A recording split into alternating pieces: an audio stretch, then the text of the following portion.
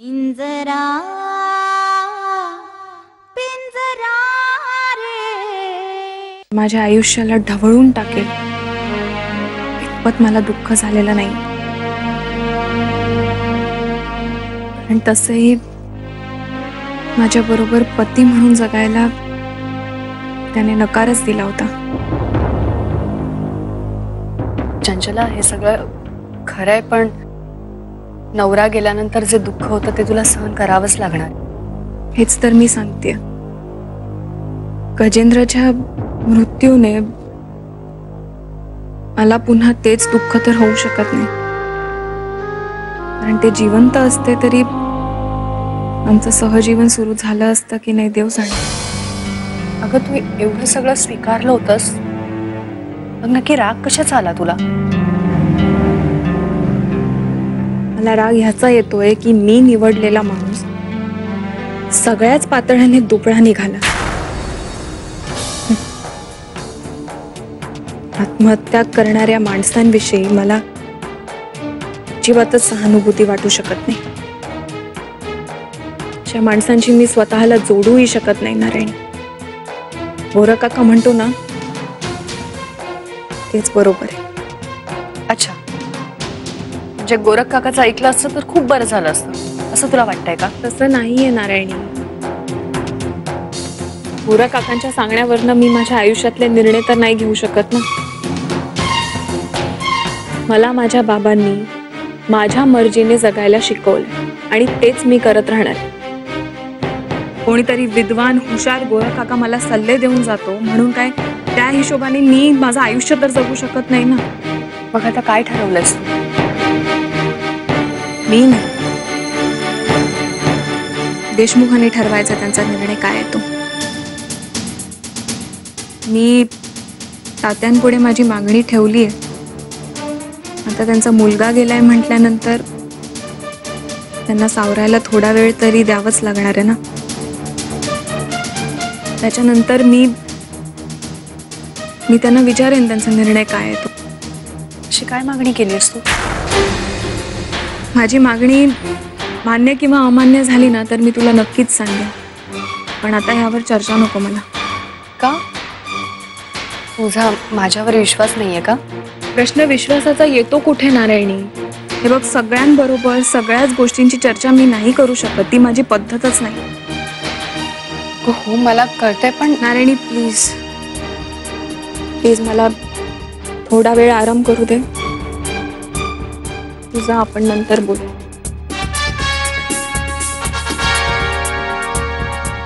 ठीक आहे, आलेच.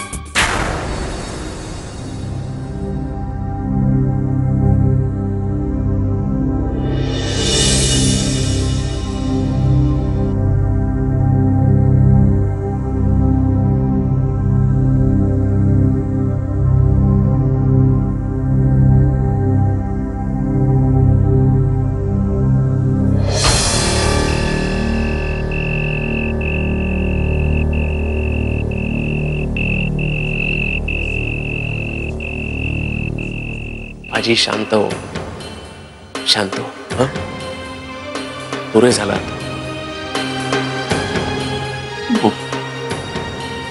म्हणून अंत्यविधी झाल्यानंतर मी चंचलाकडे गेलोच नाही. हिंमतच नाही झाली माझी. सरळ तुझ्याकडे निघून आलो.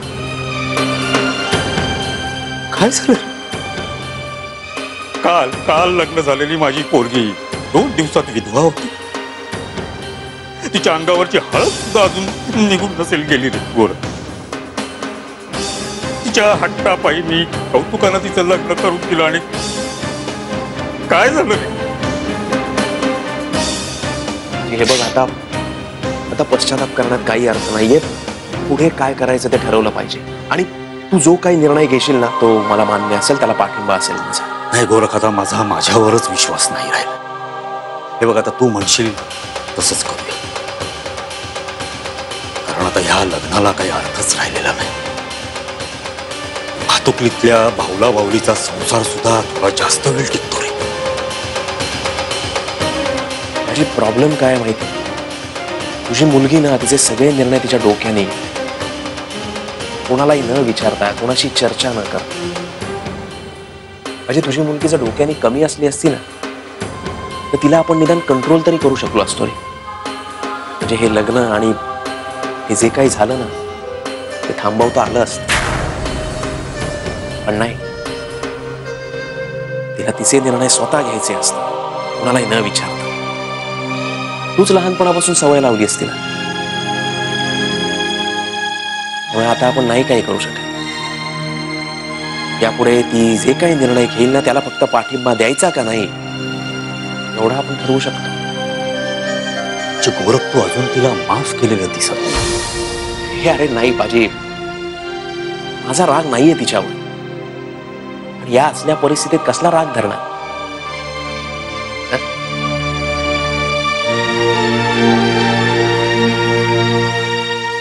पण मी माझं एक निरीक्षण सांगतो. अपत्य प्रेमामुळे आपण आपल्या मुलीतले अवगुण नाही बघत, नजरेआड करतो. आणि त्या चंचला स्वतःचे निर्णय स्वतः घेणारी, कोणाशी चर्चा न करता जे मनात येईल ते करणार, चांगली गोष्ट. पण या सगळ्यामुळे जे काही चांगले वाईट परिणाम भोगावे लागणार आहेत ना, ते तिला तर भोगावे लागणारच आहे, माझी तुलाही भोगावे लागणार. मला एक कळत नाही, तू चंचलातला कुठला अवगुण नेमका पाहिलास मला सांग.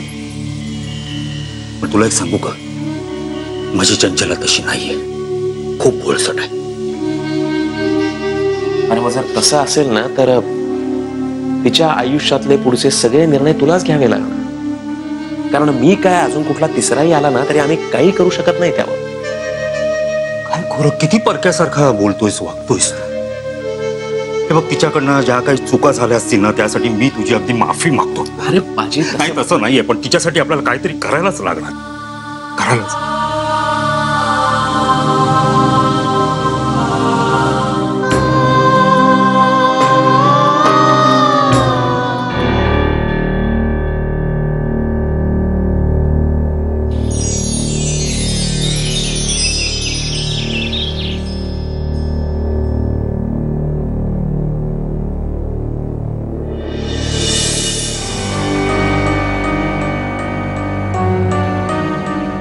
बघ चंचल, इथे कोणीही तुला समजवण्याच्या मनस्थितीत नाहीये.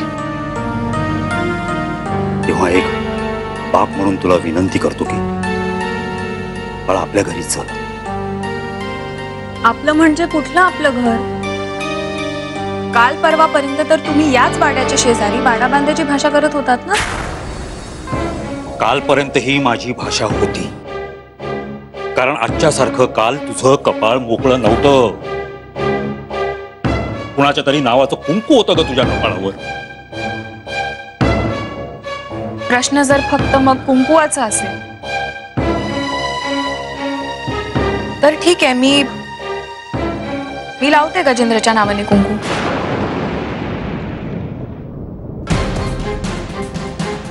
तुम्ही असं समजा की तो गेलाय, मी असं समजेन की तो आहे अजूनही जिवंत.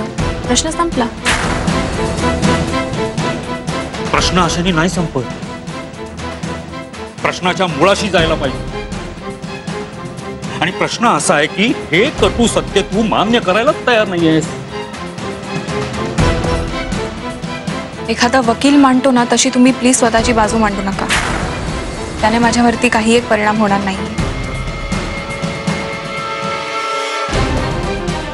मला माहितीये चंचला, तू दुःखात आहेस. पण मला दुःख झालेलाच नाहीये बाबा. या लग्नातून मला काही गोष्टी मिळायलाच हव्यात, बस. एवढंच माझं म्हणणं आहे. नाही, एक मिनिट, म्हणजे तुला कुठल्या गोष्टी हव्या? मी तात्यांना त्या सांगितलेल्या आहेत. जोपर्यंत त्यांचा होकार किंवा नकार येत नाही,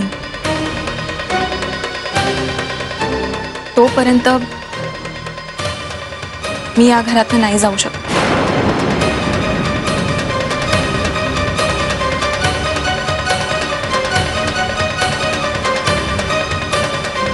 काय बोलतोय सुनबाई?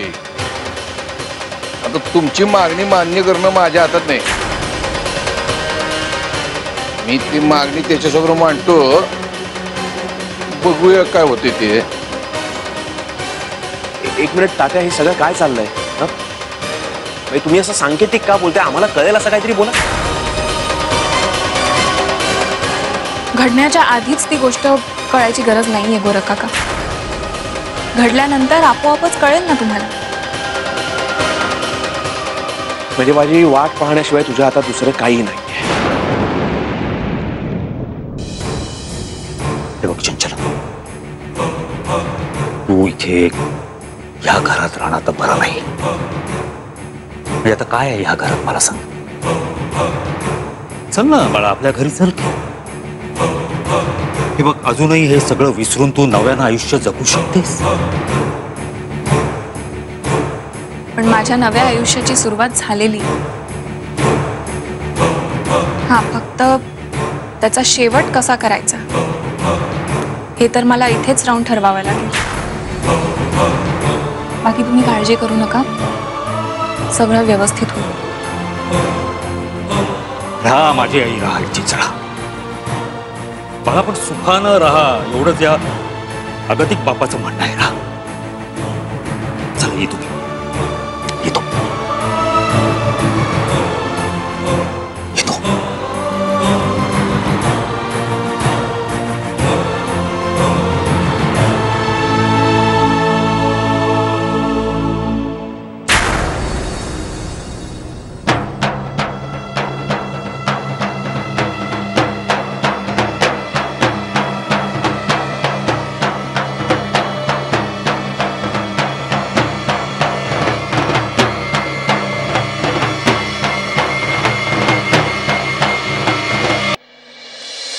काय करतोस तू?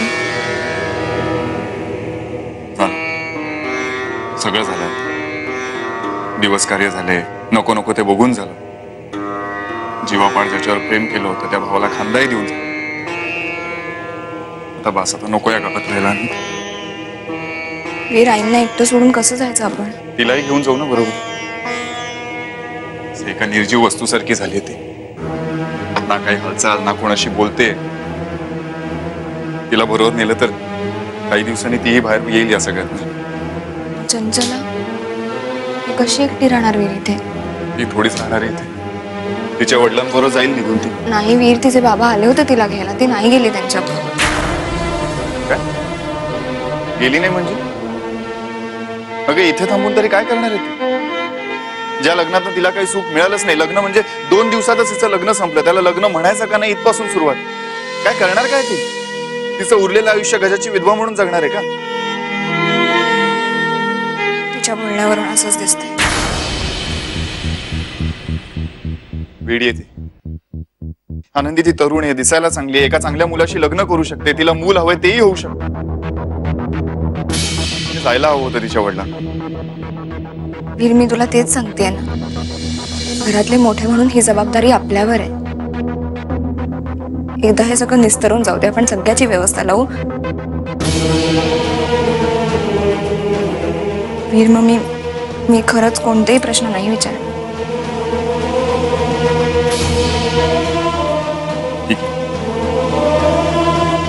मी काय बोल, तू म्हणतेस तसं.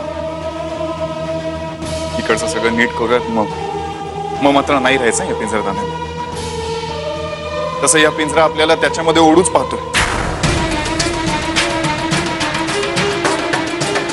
लहानपणापासून यातून बाहेर पडण्याचा प्रयत्न करत आलोय.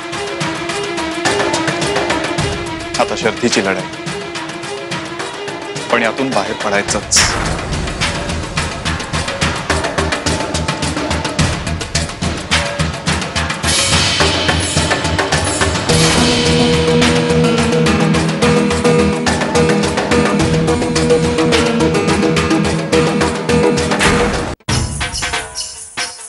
पोरगत रातचं गेलं, ही सुनई गेली माहेरी, परत तिच्याबरोबर आलेली समधी प्रॉपर्टी पण जाणार. तिला थांबवायची असेल तर ती म्हणते ते ऐकावं लागणार. काय हरकत आहे, येरपासून हिला मूल झालं तर जगाला सांगताना सांगायचं गजाचंच मूल आहे म्हणून, म्हणजे चंचला पण इथंच राहील, प्रॉपर्टी पण इथंच, आणि नातू पण आमच्या धाकटाचाच आहे. सगळे व्यवस्थित होईल.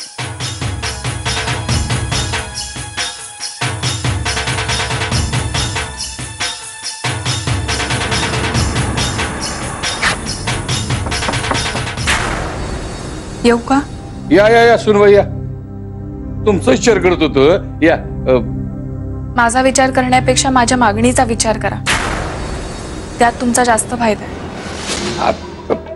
पोटचा पोरगा गेलाय, आता फायदे तोट्याचा काय विचार करणार हो? तुम्ही जी मागणी केली होती ती तशीच आहे का अजून? म्हणजे मला काय वाटलं की तुम्ही त्यावेळी त्या रागाच्या बरोबर बोला की काय? रागाच्या भरात मी कधीच असं काही बोलत नाही जे मला म्हणायचं नसतं. हा, ही गोष्ट मला मान्य आहे की माझी मागणी थोडी विचित्र आहे, पण त्याला काय आता इलाज नाही. आता दुसरं लग्न, मग मूल, हे सगळं अशक्य नाहीये, पण ह्यात खूप वेळ जाणार आणि तेवढा वेळ नाहीये माझ्याकडे तात्या. असंही आता मी विधवा झालेली असल्याने माझ्यासाठी लग्नाच्या बाजारात फार पर्याय असणार नाही, पण वीर चांगला मुलगा आहे, हुशार आहे, देखणा आहे. मला मूल झाल्यानंतर मी आयुष्यभर गजेंद्रची विधवा म्हणूनच राहणार इथे. मला काही प्रॉब्लेम नाही, पण आता 15 दिवस झाले बस. आता तुमचा निर्णय मला लवकरात लवकर कळलाच पाहिजे. काय सासरा म्हणून वडिलकीच्या नात्यानं आमची काहीतरी जबाबदारी असं आम्हाला वाटतं. कारण काय की आमच्या मुलाशी म्हणजे आमच्या दाखल्याशी तुमचं लग्न नाव देऊन आम्ही तुमच्या आयुष्याची राख रांगोळी केली. त्यांना आमच्या घराण्याचं मूल देऊन त्याची भरपाई होणार असेल तर मी बोलतो नाही ईर्षी.